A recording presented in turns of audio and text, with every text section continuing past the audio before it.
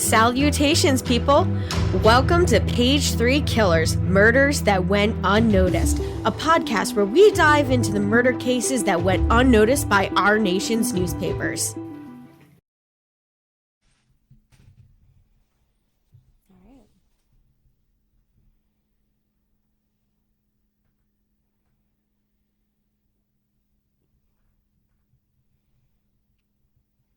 We're live. Yeah, we're live.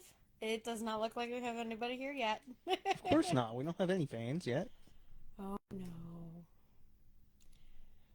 Anyway, nobody, welcome to Page 3 Killers live. Yes, welcome everybody. We're so happy that you could join us. Or not, because you're not here yet. Whatever. Well, we'll give them a few minutes. We still have a few minutes until 6:30. So. Oh, you started early? Yeah. We're a That's few not minutes cool. early. I told you we were going to start a few minutes early. Don't act like you've been broadsided. But I was broadsided. You were not. Blindsided. Is that what you're talking about? Blindsided. Blindsided. Well, oh my, oh my. I'm excited for this one.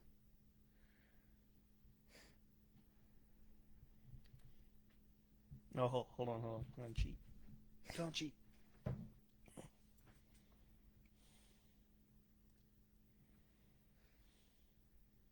And tonight we are talking about the Doodler. Doesn't sound like a serial killer, does it? I totally think I spelled Doodler wrong. Look, we got someone watching. Is it you? Absolutely. Absolutely. Oh. We're kind of lame like that. Ow. Ow. Ow.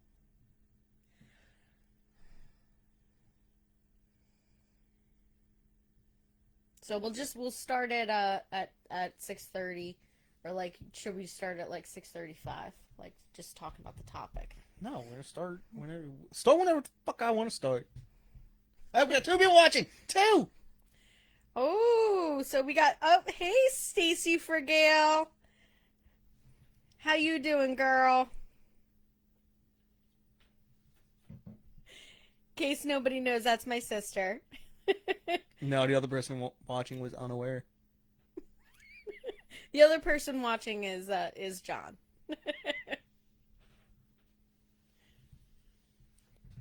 So you ready for us to talk about the Doodler? Oh, is there a way for me to share this? Yeah. There was the link in our like Facebook. simulcast it? Oh, I don't know. See, yeah, Stacey, you can live chat us while we're talking about the case.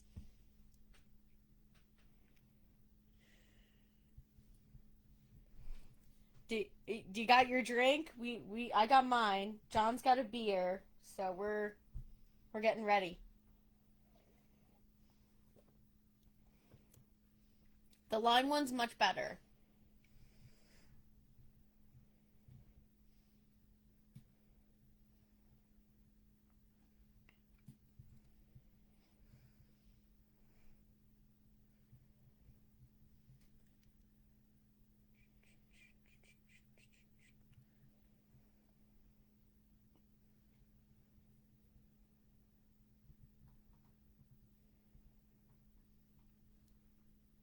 What you doing? Oh, hey, I think it worked.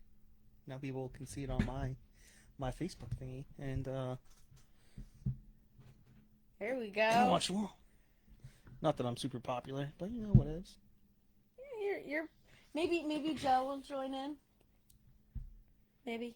Oh, I doubt it. All right, so we'll get started for our one listener, Stacy. So we're talking about the Doodler tonight, and that is a serial killer that terrorized San Francisco, California between January 1974 and September 1975. Do you know why he's called the Doodler? Did he draw things? Yes. He did little drawings of his victims. I'm a genius. Yeah. Terrifying, isn't it? Yeah, drawing people? Yeah. Yeah. Oh. Like, no. Like, that he, like, gives them, like, this drawing of them before he kills them. It's like, here's a gift. Take me to your place so I can murder you. I don't know if we should do the news. Don't do the news? No. What? It's a Page 3 Killers episode, though. But it's not an episode, it's a live stream. You're gonna ruin an episode. Okay. But I did We're here just for killing. just for killers today. That's it. That's all we're here for today. We had someone watching for like 30 seconds. What? Yeah. Oh, we had another viewer for 30 seconds. It wasn't me. Wasn't you? No, Well, not we had Shaggy. Stacy. I know, that went to 2, that's what I'm saying. Went to 2 for a minute. Oh, well, it was you and Stacy. No, it's not me, that's what I'm saying. Oh, okay. Anyway. Yeah. So, since John doesn't want to talk about the crimes going on at this time, which there are a couple that are actually really important to note that are happening at the same time as our case. So, one, you had the Golden State Killer. He was active at this time. He started in 1973, I believe. He was active around this same time. You also had the Seminese Liberation Army, who abducted Patty Hearst outside of her Berkeley apartment, and then she basically gets brainwashed and suffers what is that, Stockholm syndrome? Oh, yeah. For her captures, and then they actually get her to participate in crimes with them, which is crazy. Mm-hmm. And It's then, a convenient excuse. yeah, and Very then least. and then you also had the Zebra Killers, which was a small group of Muslim serial killers in San Francisco that were active. They killed at least 15 people, and wounded 8 people. They had 8 survivors of these guys. So those were going on at the same time as this. So it just made it really, really difficult for the police in trying to solve this case. Now, the Doodler, he is an unidentified serial killer. And they believe that he's responsible for at least 15 to 16 murders. They know of 5 that they can link directly to him. Either from witness testimony of the last time that somebody saw them, or, you know, just evidence like that. It's driving me nuts. And he had 3 survivors. There was actually 3 people that survived the Did he give the them Doodler. Did he give them a doodle? Yeah, and that's how they 'cause- got their sketch. So these people had a hand-drawn picture of themselves from the person who tried to kill them. Yeah, one of them, it was an animal. The guy like picked him up with like an animal sketch. I want that. in my life. You want that? No, in your life? I want to buy one of them. Please, for the love of God, tell me one of them is up on like eBay. I doubt it. It's probably in evidence, because this is still an active investigation. They reopened it in 2018 to see if they could possibly find it. I mean, they did just solve last year or the year before they solved the Golden State Killer using DNA. So they're hoping that they might get lucky with this one here and do the exact same thing. Now, I did tell you that he got his nickname in the newspapers and everything because he gave sketches of his victims. He gave them sketches of themselves prior. So it was like a pickup. So he would like meet these guys at like gay bars and clubs, and he would like just go around. He would like sit down, like he would like scope somebody out, He would draw them, walk up, and it would be like his intro, like his chat up line. It would be like, "Hey, this is you." Hey, let me. Oh, it's a Titanic. Yeah. They're going Jack from Titanic. Yeah, draw me like one of your French models.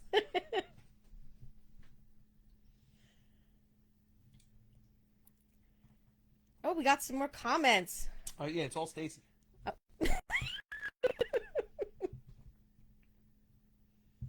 I have it up on my phone, so you should be good to go. I'm just sending her a little emoji. Is that how that works? Yeah. There we go. All right. And That didn't work. yeah, so that was like his little chat up thing was the sketches. And he met most of his victims at gay clubs and bars and restaurants. And I mean, this is at a time where there was a lot of like anti-gay, like still feelings going around. And San Francisco was probably one of the better places to be if you were into that, you know, if you were gay or lesbian or something like that. It was just easier because they were more liberal about it. They were more open and okay with it. Where was the Stonewall at? I'll look that up. You're gonna look that up? Okay. Now, several of the victims were stabbed in the front and back of their bodies, and a few of them did have like slit throats. So Yeah, he was who was in New Continue. York? The Stonewall riots. Ah, yes. Now, police theorized that they all died after a meeting with the suspect near the location or the location of where their bodies was found. And one of them, I believe, like his body was like actually dragged from a place to another place, which is weird. But I'm not sure if that was. Wait, so after he was dropped off, some other person found him and dragged him somewhere else? Yeah. That's gotta be a weird night. Probably a cop dragged him. He's like, dude, I just found this body, so I took him, and then I lost him again. I don't know where he went. Now, the suspect was described to be male between 19 and 25 of African descent. He was about 6 feet tall with a slender build. And in the early stages of the investigation, police believed there could have been as many as three different perpetrators. So they had they were thinking it was like 3 different people. They didn't link this together until almost the 5th killing, which is insane. But this is 1974 and 5, so there's no computers. Everything's paper. There's no databases. There's no DNA. So it's just kind of... It is what it is. Yeah, it is what it is. You never know. I'm gonna stop leaning into my mic. Just talk naturally. Yeah. Now, the San Francisco Chronicle, which was very helpful in how I was able to get some of the information for this podcast today, they had launched a new podcast of their own that was actually done by a journalist of theirs, Kevin Fagan, on March 16th of this year. It started, and he had his first episode. And I found it very interesting. I listened to all of them today. And I was able to flesh this episode out a little bit more. So basically what you're saying is that we're just riding on this guy's coattails? No. We're just stealing his ideas? No, he actually had some information because he's talked directly with police officers and stuff like that. So he had information that it wasn't available on anything. Yeah, that's what I'm saying. And now we're copying it. No, I only got... John. I didn't even know about his podcast until today. Oh, so sure. You need to stop. Sure.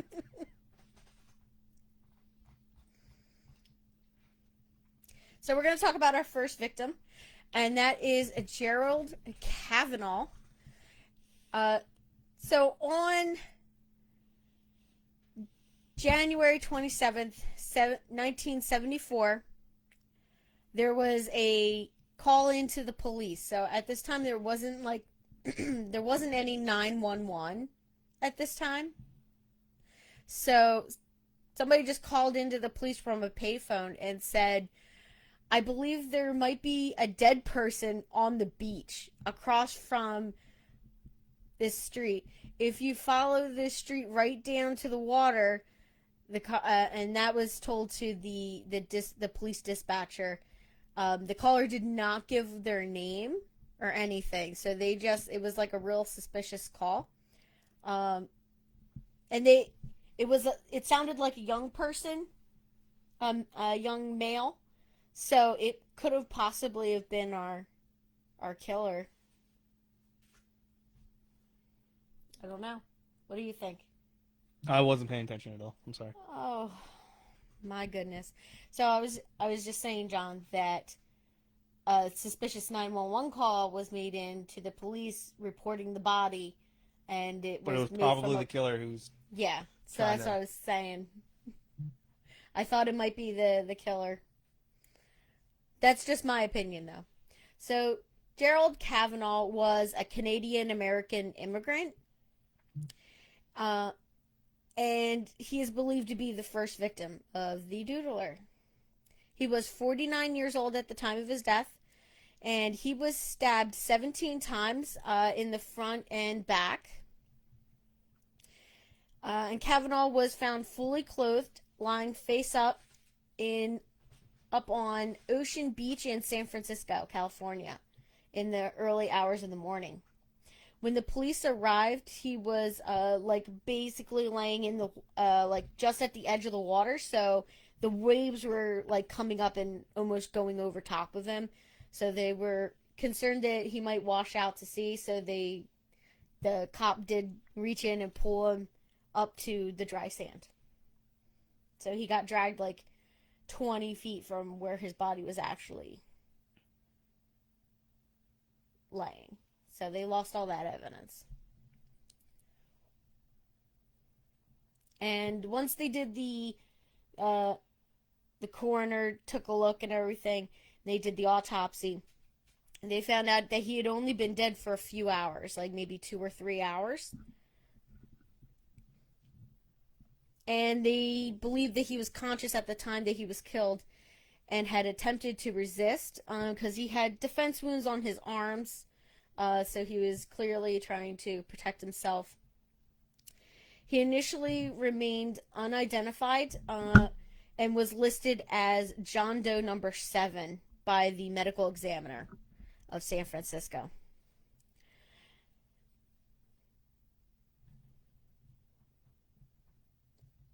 So, and he was single at the time of his death, and they really didn't have any details about his personal life listed. The only things that I could find was that his family was Catholic and that he moved to California in the early 1970s.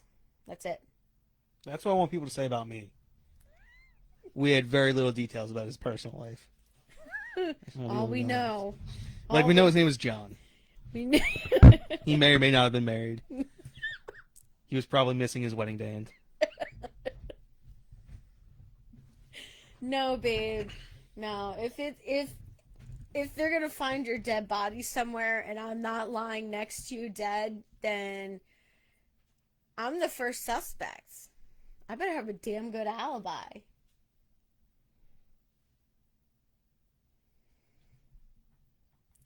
So the second victim, his name is Joseph Stevens, and he went by Jay.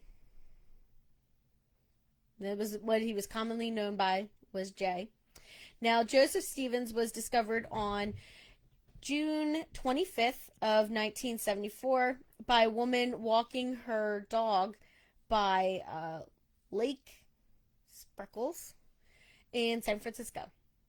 Stevens was 27 and had died shortly before his body was found. He had been seen at a nightclub earlier that evening, or the evening prior to being found because he was found in the morning. In 1974, he was a rising San Francisco drag queen. And he worked out of the PS Lounge in, Polk Gulch? Gulch. Polk Gulch. The world and the world famous Fincino's at North Beach. Officers suspected that Stevens was alive at the time that he was murdered, and that he was either he transported himself or the killer transported him and himself to the site. So they're not sure if he got in a car and drove or like how he got there. But yeah. Stacy says she'll be your alibi. You'll be my alibi? Awesome. Thank you, Stacy. I know Christy's got shovels. I don't have to worry about it.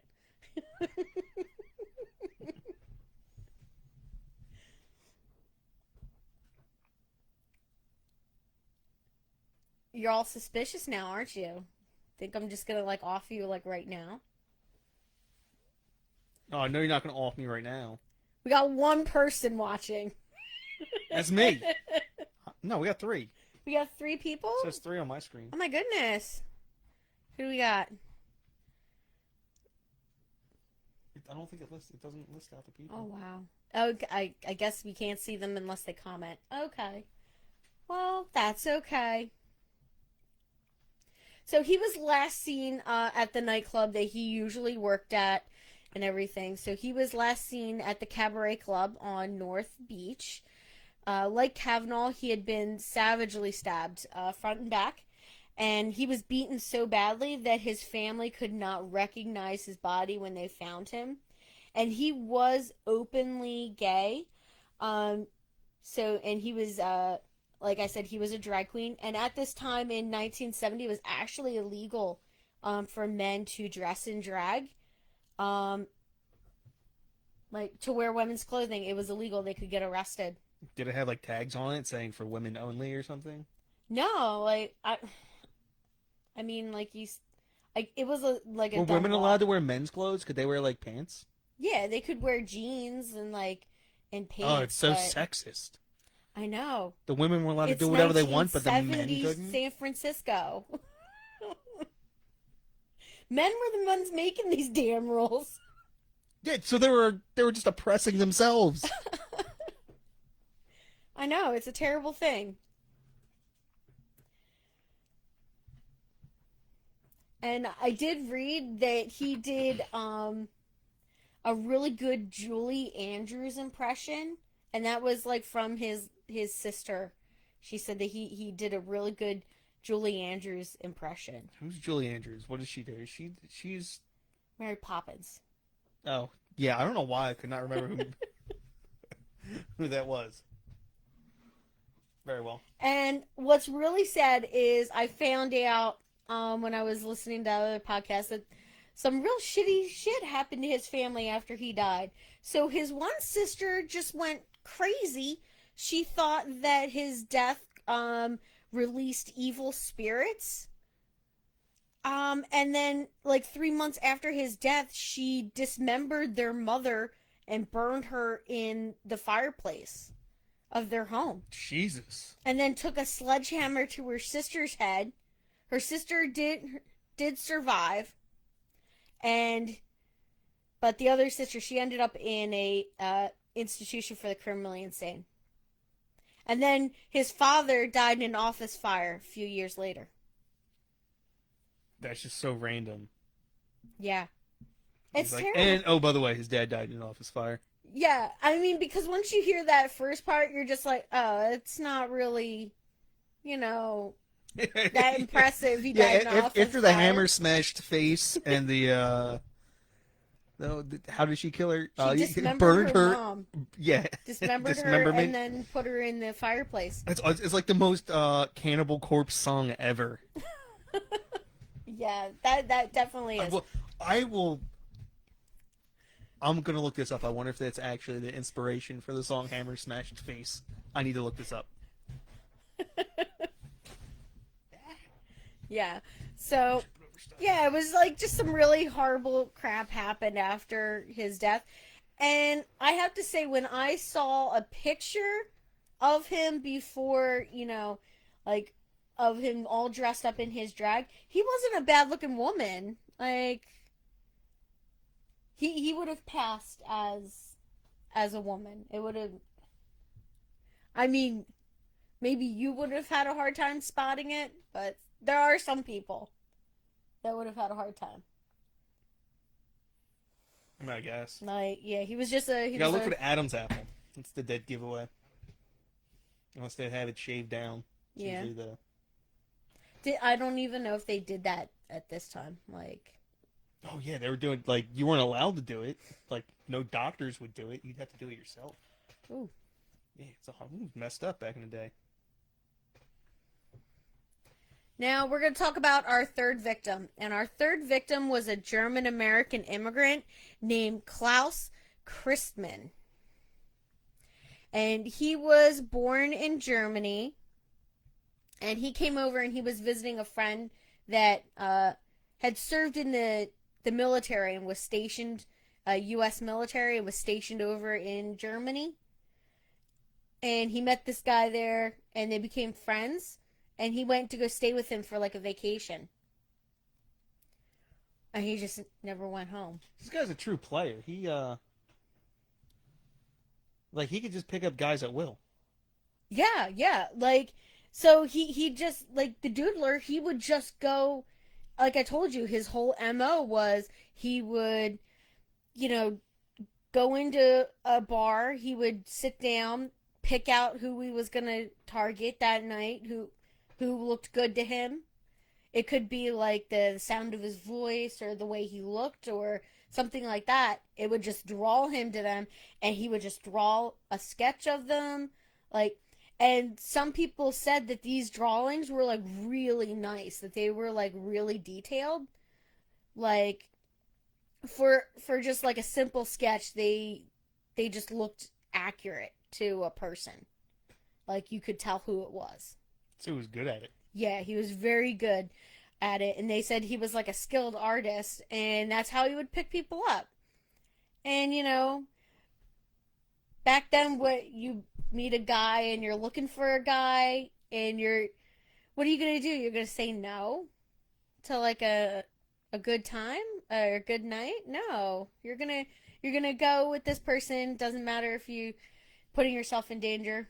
But by this third one, like, the gay community started to realize what was happening, and they were like just straight up trying to warn each other, at the clubs and be like, hey, don't let anybody hit on you this way, and just like be careful. So like they knew about the pictures. They were just all like, hey, if someone hands you a hand drawn picture, run. Yeah, or punch him in the face and then run. Yeah, so they were like very suspicious of people like that would do this at like a club or something. And then, but how they would like tell people is they would say, oh yeah, like this guy's doing doodles of people. So people are like, oh, does he like whip out a sketchbook and just draw somebody and hand you the drawing? And so that's what everybody's thinking is like, oh, it's a guy carrying around a sketchbook and pencils and pens and whatever to do this. And here it was like, no, he's like sketching on napkins and stuff like that at the bar.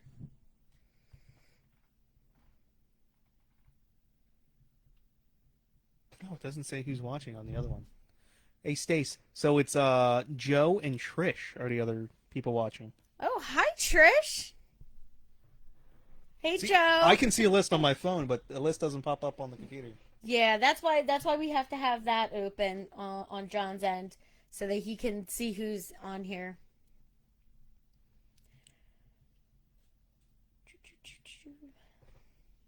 Now, Klaus, in Germany, he actually worked at a bar, a local bar, in his area that catered to gay and straight clientele. So it was very friendly towards everyone, that bar that he worked at.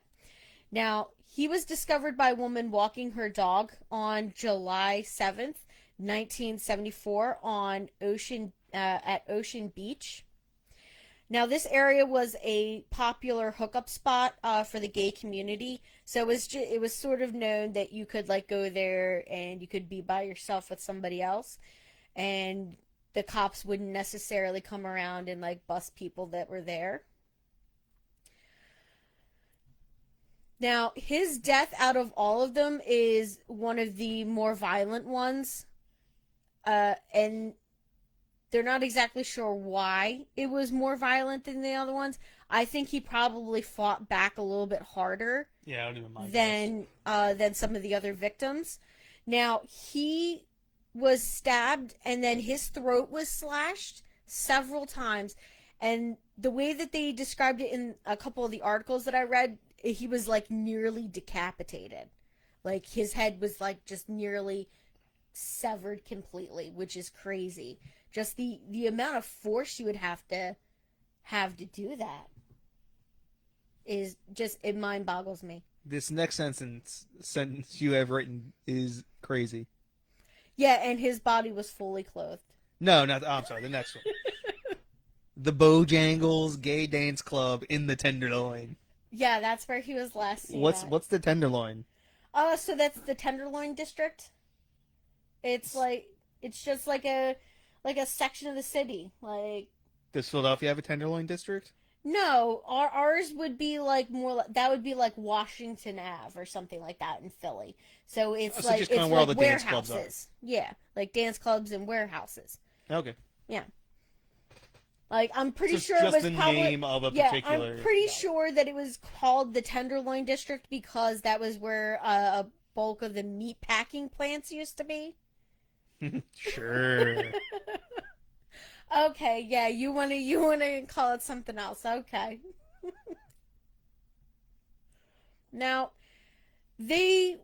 at first they didn't think he was linked with the other victims, because he was married and he had children and his wife back in Germany.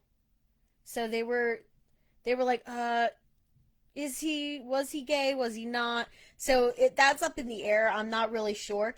But the police believed that he was. And they determined that because he had a makeup tube in his pocket. And they were just like, the only man that wears makeup is a gay man. This is Germany, too. So, they're like the manliest of the men. Yeah, well, the guy, he was German, yeah. So they think that he was just maybe a closeted gay, you know. He dressed well, so they were just like, yeah, he was kind of metro. Like, well, that's the term that we use, but not back then. They just said that he was a sharp dresser. He was dapper. Yeah, he was dapper. I think that's an older term than the what we're looking at, though. I still use the word dapper. I know, but you're an old soul. Yeah, I guess. I'm a Dapper Dan man. Love that movie. Now, like I told you, he had been staying at his friend, and his friend's name was Booker T. Williams. Now, and his remains, initially were unidentified briefly, but when he did not return home that night, his friend did get concerned and report him missing to the police. Do something about that glitter. That glitter's kind of rough. Yeah, I know. So, his family was not, from what I read, they did not expect much to happen with this case because they weren't American. So, they just figured that the San Francisco police weren't going to really try very hard to find his killer.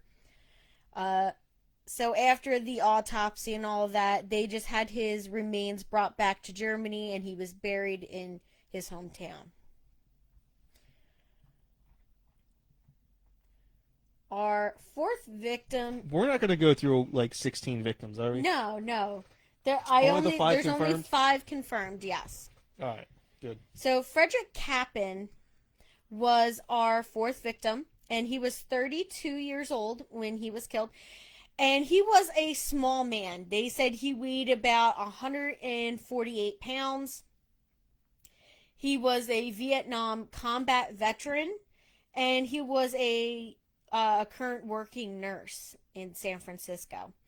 And he was discovered on May 12th, 1975. He had been stabbed just like the other victims, and the blow that actually killed him was a strike to his aorta. Aorta? His aorta? Yeah. Yeah, that'll get you every time. Yep. Now, disturbances in the nearby sand indicated that his body had been moved approximately 20 feet after he had died. And that was not by the police. This just means he was dragged. Yeah. So they don't know who dragged him. They don't know if it was the killer or... I would assume that he did not drag himself, though. No, dead people don't do that. Yeah. So it had to be somebody. So they were able to identify him based off of his fingerprints because they were on file with the Navy. He was in the Navy, babe. It's all tied together. Yeah. So he like I said, he served in the U.S. Navy, and he earned medals for serving in Vietnam. I can just hear all the gay Navy jokes now. Just like dawned on me. I was like, oh yeah, that's right. These are supposed to be gay men. What was it that you told me? For submarines? Yeah, the submarine joke. 100 sailors go down, 50 couples come up. Oh my. Yeah, I heard that one about a bajillion times. Like, I know, like, on TikTok, there's a bunch of guys that do, like, the Navy, Army, Air Force. They all make fun of each other. Yeah, and the only thing they got to say is we're gay, Yeah. apparently. All of them is just, like, you know.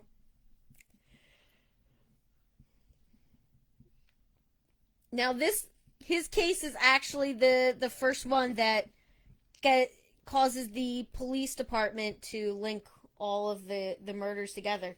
Once they find out that he was last seen at this club, and he too was last seen with a guy who gave him like a little drawing, and they were just like, oh, okay, now we got a fourth one. Okay, we can run with that. Oh yeah, because after 3, it's Yeah. Plus, there was probably a little bit more outcry over... That could just be a coincidence. 3. I don't know. Yeah. I mean, like, after 2, I'm, like, instantly like, I don't think it's safe. I think we have a serial killer. But they really didn't publicize these cases very much. I think 6 months after the last victim is when the news finally reported it. And they did like a front page spread in the San Francisco newspaper. Now, our last confirmed known victim was Harold Goldberg, age 66. He was a Swedish-American immigrant. Now, he was born in Sweden in 1908, and he became a naturalized U.S. citizen in 1955. He was discovered on June 4th, 1975, in an advanced decomposed state 2 weeks after his death, and he was found in Lincoln Park. I thought that was Chicago at Lincoln Park. Babe, there's a lot of Lincoln Parks. It's not... There's multiple Lincoln Parks, babe. There's the band. There's one in Chicago. There's one in San Francisco. There's probably a couple more across the United States. Calm down. Whatever. Move on. Now, his remains were slightly inconsistent with the other homicides because he was far older than any of the other victims. And also his underwear was missing. And his pants were unzipped when they found him. And all the other ones, their clothes were found in perfect order. Now, Goldberg is believed to be the final victim of the Doodler. They think he was the final one to actually die. But we do have a couple of survivors. And these are people who have come forward at the time that this was all going on. They still have not come forward because they were quote unquote a diplomat, and two of them were like movie stars. They were like famous people that were actors. Wait, so how do we know about them? They were just listed in the police reports as with no name. They were just listed as victim 1, victim 2, victim 3. Huh. Yeah. So the first one, our first surviving victim, he was known around the gay bars as the diplomat. So everybody assumed that he was just like a Swedish or like a Nordic diplomat, just from his accent and everything. And so he gets attacked 1 month after our last victim was found. Now, he was out at a nightclub, and after he got done at the nightclub, he went to the truck stop, which was a late night diner on Market Street, on their Market Street. And he got there around 2 a.m., and he got approached by a younger guy, and he handed him a sketch of an animal. And he was just like, yeah, it was like really cute and all that. And he's like, we hit it off. So he invites the Doodler, or the suspected Doodler, back to his place at the Fox Plaza Apartments. Now, our suspect asks, oh, hey, can I use your restroom? So he goes into the bathroom, and when he comes out, our victim has his back turned to him, and he says that all he heard out of the guy that he invited up to his apartment was, you are like all the others, or something like, you guys are all alike. And then he just pulled out a steak knife and just started stabbing our diplomat in the back. Now, lucky for him, the blade of the knife breaks off, and he is able to push his attacker back. And the guy gets scared and runs out of his apartment and leaves. Now, our second surviving victim is a week and a half later and is attacked at the same apartment complex. Literally the same floor that he was on 2 weeks ago when he attacked our diplomat friend here. The only difference is it's a different man's apartment, and he's able to like talk his way in, and he just like ties this guy up and is about to like stab him, and the guy just starts like freaking out, screaming and yelling. And the neighbors are hearing this, and they start banging on the walls like, shut up, shut the fuck up, like, just banging on the walls. And so this guy got scared and left without killing his victim. Now, our third surviving victim was an actor, was a well-known actor in San Francisco. And they did not, like I said, they don't have his name on file. There's no records or anything. And like I was like reading like one of the articles, and they just didn't have any names. Like they didn't want to like be present in court or anything, so they weren't going to press, like, they couldn't, like, do anything, like, if they're not going to be in court or anything. And he said he ran into this guy, got hit on the same way as all the others, and he starts, a little bounce chicka wow wow, and a knife falls out of this guy's pocket. He saw it and he just took off. He just ran away. He was like, nope, I'm not staying for this. So he just got up and ran, leaving our killer with his coat and knife. So I feel like this is like one of those gay repression things. Like the guy's gay. The killer's gay, and he goes out and he picks up men, and then once it's about to get intimate, he feels guilty or something like that. Yeah. And he's like, I gotta kill you guys. Yeah, that seems very plausible. I feel like that would be pretty accurate. I mean, there's not much information as to whether there's been like a profile done on this guy, like by the FBI or anything like that. There's just nothing available to tell me if that's a thing. But I feel like you're in the right direction. In my highly unprofessional opinion, that's the case. In your Criminal Minds ID channel, I've watched probably more Law and Order than any. I wasn't. No, there's some. I've been slacking off in recent years, but even in high school, I used to come home just watch Law and Order for hours. I mean, who didn't like Law and Order? Law and Order was kind of badass. Probably between the seasons 5 and I don't know, about 15. I'm pretty sure I've seen every episode. Yeah. I would be shocked if there was an episode I hadn't seen. Yeah, I know. Like, I've seen some of the earlier stuff, but not all of it. So. I mean, heck, I got the first 2 seasons on DVD. I know I've seen all of them. I know we watched those. That was pretty awesome. So, like I said, because these guys did not want to go up in front of like a jury or like be in court or anything like that. They didn't want anybody to know that it was them.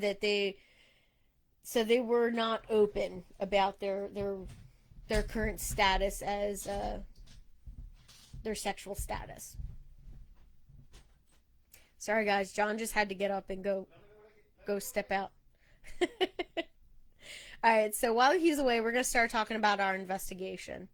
So police theorized, based on the surviving victims, that our killer was a good-looking young man who possessed artistic skills and would troll the local gay bars and restaurants and clubs. He would knock out a quick sketch of somebody, show them the little doodle, and then he would chat them up and suggest they leave and have a private party, get together and just like have a good time. Before he murders them, of course. So the police artist does a sketch of the Doodler based off of the diplomat's description of his tall, lanky attacker. And the other 2 remaining survivors, they confirmed that that's pretty much the guy that attacked them as well. So they're able to get conclusive with that sketch, and he was able to get, the diplomat was really able to get very detailed with his composite sketch. Now, he told them, it was a black man between the ages of 19 and 23 years old, wearing a black knit cap. He had a slim face with high cheekbones, wide-set eyes with a calm cast to them. I'm not exactly sure what a calm cast to your eyes means. I would assume it's like looking at Ted Bundy. I think it has to do with your frown, like the brow. Yeah? Like it's not aggressive. It's just kind of easygoing. Like you? Hey, kitty. Yeah, so we were just talking about the composite sketch. That was... Yeah, I heard you. Okay. I was just making sure our house didn't burn down. Cooking dinner. Now, like I said, the San Francisco Police Department views this as it's still a current ongoing investigation. So they literally, like, anytime somebody requests information, they send out like a stock letter that just says that they can't give any information or talk about the case because it's still an ongoing investigation, even 40 years later. So, and I told you guys that this was before uh, the mainstream press really covered any of the LGBTQ crimes. So they really didn't put it in their news or anything. So this got little to no visibility until like 6 months after. This is before it was even LGBTQ. It Yeah. was just LGB. Yep.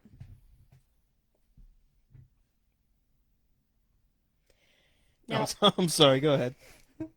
police questioned a young man uh, who was suspected of the murders, but they could not proceed with criminal charges because the three surviving victims did not want to basically out themselves. Um, so they wouldn't even like do a lineup or anything. They wouldn't go in and do anything for it. Now, among the stabbing survivors, like I said, was a diplomat and the well-known entertainer, and they like downright refused. They like, I believe one detective said that he like reached out like a few weeks after their attack, and they even refused to talk to the police. Like they just didn't want to. They didn't want to be a part of it. They didn't want to like do anything. Well, they wasn't killed, so Yeah. I guess the one guy Now, was stabbed in the back. It's kind of rough. yeah. So like their first suspect that they found was like this guy that was just like wandering around the street, and somebody was just like, he looks like he's the one and he fits the build. They picked him up and they took him in for an interrogation, and he's just like, I don't know anything about no murders. And they're like, listen, we found you with a knife and a sketchbook. And he's just like, yeah. He's like, I was just on my way home from some place. And he's like, it's not safe. He's like, this is San Francisco. It's not safe around here. So he ended up being cleared later on. But yeah, the cop just I like watched like a little bit of like his like an interview that he gave, and it was hilarious because there was just no basis for his stopping to pick this guy up at all. But it says he strongly believes that the man in question was responsible. Yeah, he did. There was no evidence. Oh, okay. And then if you read the thing, it says, but he was never tried or convicted because survivors refused to appear in court, and they refused to like. Yeah, you would think if just one person be like, yeah, no, that's him. Yeah, exactly. But then they have to get called. You can't not show up in court. Yeah, if you're exactly. called. And then you'd have to out yourself as gay. Yep. So to date, the suspect he remains unnamed publicly or apprehended. Very little information is available to the public about these murders, in particular, anything with the investigations. Now, there was some other potential suspects. In 1977, there was a pair of men that were arrested in Redondo Beach for a series of approximately 28 murders that involved homosexual encounters. So they were like, yeah, so that maybe it's them, you know. But they, like I said, no information. They weren't even able to link those to these. I believe those ones they were shot, and these ones were stabbings. So to me that didn't fit, because why are you just going to switch up your MO like that? Like halfway through, like you're going to kill 5 people and then you're just going to like switch it and not stab people anymore. You're going to shoot them, that's like an entire change of your preferences. Like, if Well, you're, I mean, not necessarily. It's just well, yeah. on the one hand, you just felt guilty beforehand. On the other hand, you can't wait till afterwards. Well, no, I'm saying that you're not going to change your weapon of choice, because if you like to Okay. strangle people, you're going to strangle people. If you like to stab people, you're not going to shoot or strangle somebody. You're going to stab them to death. I mix right? it up all the time.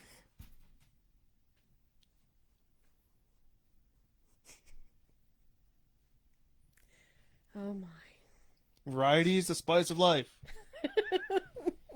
Sometimes people just need shooting. Sometimes people need strangling. You know who said that? The variety is the spice of life. No, who quoted that one? Jeffrey Dahmer. I don't get it. Is that a He joke? ate people. That's nothing to do with variety being the spice of life. Well, Did he eat people at Well- specific because they were different? No, but like he had to season meat, right? No. Not if he seasoned the same every time. I guess one time if you had Yeah. jerk person, and then the other time he had barbecued person, and then he had Cajun person. I guess. Yeah. Like. I think we scared some people off with that one. Oh no. Now, cops did pull in another 15 men for questioning throughout all these investigations, mostly because they were at a bar and somebody saw them drawing a picture of somebody else, and then they freaked out and called the cops. And I the would cops too. Showed up and they took some people out. Like I told you, they found that one guy had a butcher knife in his backpack. I mean, I don't know if I'm calling the cops, but I'm sure as hell not staying there. Oh, Yeah. oh, that guy wants to draw a picture of me. Have a nice day. It's like, yeah, no, I'm good. Now, the aftermath of all of this. So this was around the time where you had Harvey Milk. He was that activist running around in San Francisco. Yeah. Now he expressed publicly empathy for the victims who refused to speak with police after, everything, stating that he understood their position and respected the pressure society put on them. He also elaborated that the three men likely feared damaging their relationships with family and their coworkers and stuff like that. He also cited that he believed 20 to 25% of the 85,000 gay men in San Francisco were not open about their sexuality in all these press conferences. Now, the current status of this case is ongoing. So the San Francisco Police Department just released a statement in 2018 saying that they were reopening the investigation and that they were hoping to use DNA evidence to link everything. And in February of 2000... You can't do that, John. I'm trying to do something. He went and moved the screen and covered up my notes on the screen. You Bad can't John. even use it anyway. Bad John. So in February of 2019, police offered a $1,000 reward for information leading to the arrest of the killer. You're a little late on that one. They released a sketch of what he looks like now. Oh, I'm just looking at this. He looks like Randy Moss. If anyone knows who Randy Moss is, that's who the guy looks like. Yeah. So, and then they later announced last year, since the Golden State Killer was captured using genetic genealogy, they are hoping to possibly find their suspect that way. So they're following that lead. So who knows? We could see this case solved in the next couple years. So, in other words, if you know anything about this case, let me know, so then I can go tell the police and collect my $100,000. Who says it's your $100,000? Well, please give it to me. It's mine. I think our friends and our family and all of our viewers currently would not agree. Well, since I occupy 50% of our viewership, I disagree. Now, Stacy said we should have done the news. She wanted the news. Oh well. So now I did tell, if anybody missed it, so there were a couple of big things that were going on at this time. So we had, at the same time, the seedy stuff going on that we had the Zodiac Killer was still sending taunting letters to the Chronicle at this time in San Francisco. We had the Zebra Killers, which was that Muslim serial killer group. It was like basically like 6 or 7 guys, and they would just like go around and they were just like killing white men. And they killed about 15 men and wounded 8. But some of the big news topics that really overshadowed our entire case was you had the Khmer Rouge massacre going on, which was crazy. You had the fall of Saigon, so the end of the Vietnam War. Yeah, that is not the end of the Vietnam War. The end of American involvement, right? Well, basically. Yeah. Because we pulled all our soldiers out then. And then we also found not us, but Jacques Cousteau. He found the wreck of the Britannica, which is really interesting. He also had some other things going on, such as the OPEC nations. The oil crisis. The oil embargo. This was with the United States, Europe, and Japan. Oh, by the way, and you say OPEC. OPEC nations, oil producing something countries. No, I know OP stands for oil producing. Yeah. So yeah, they ended that. They also found that was the year we found the China found the Terracotta Army. That was a big discovery for them. Yeah, that's cool. And Really? I didn't realize they discovered it. I thought they knew about it all along. No, they discovered it. So it was just chilling somewhere? Yep.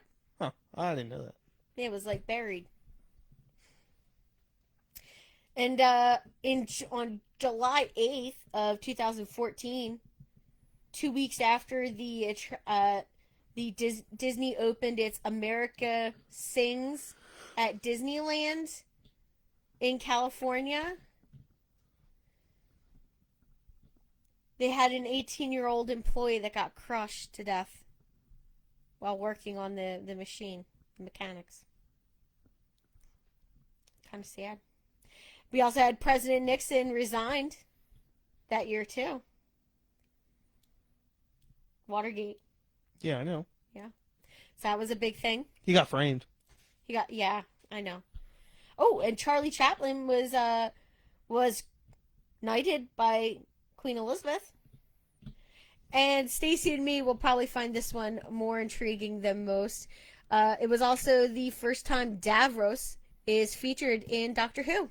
This was world-stopping news. It was huge. It was, anybody who's a Whovian would understand that's a big deal. There was about 5 people in America who cared at the time. Probably. And all 5 of those people, were British. Yeah. Anyway, that's it. That's all we got. Oh, well, no, we also had What? Ronald DeFeo Jr. murdered his entire family in his Amityville home on Long Island, which later inspired the story of the Amityville Horror. And then the following year, a family moved into that house, and then they made up that it was haunted. If I could get it out on the dirty cheap, I would. Yeah. Oh, yeah, Jimmy Hoffa. Yeah, and Jimmy Hoffa was reported missing that year. Mm-hmm. So, like I said, really big things going on that year that no wonder why it didn't get covered very much. But yeah, so that is everything that we have on this case and all the news surrounding it. So, what'd you think, babe? Interesting one? Yeah, it's a good one.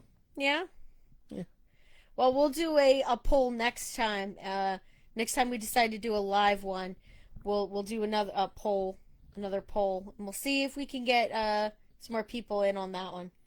Yeah, I'll let everyone know. We'll figure it out. All right, guys. So I'm going to close this live stream out with our usual. Do you want to join me on this, babe? 1, 2, 3. Stay sexy and don't get murdered.